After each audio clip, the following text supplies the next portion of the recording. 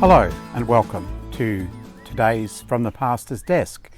It's for the 29th of November, the first Sunday in Advent 2020. Peace be with you. Just before Easter, we stopped worshipping in our church buildings because of the COVID-19 pandemic. And now it's well over half a year later and we're only just beginning to get back into our churches for public worship. It's a great time to give thanks to God for preserving us through this tough time over the past few months. And we thank God for keeping us and looking after us and keeping us close to Him. You know, maybe some of you've got used to going to church by sitting on the couch in your lounge with a cup of coffee, watching the service on YouTube. Maybe some of you found other things to do with your 2 or 3 hours of a Sunday morning. What about you? What are you doing with that time?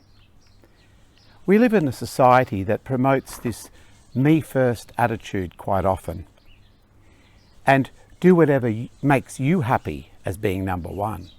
But Jesus responds to that in Matthew 22, verse 27 following. He says, "Love the Lord your God with all your heart, with all your soul, and with all your mind, and love your neighbour as yourself." While we gather around the Word of God and personally receive the real presence of Jesus Christ in the sacrament of Holy Communion, there is another vital part of our time spent physically at church on Sunday mornings. It's being part of the fellowship of God's body, God's family. Paul writes about this in Ephesians chapter 3. He says that we are members together of one body and sharers together in the promise of Jesus Christ. This fellowship is much, much more than just a warm, fuzzy feeling of being with your friends. It is the blessing of being with fellow members of God's holy people, God's people in Jesus Christ. So what a wonderful blessing God gives to us in this time together.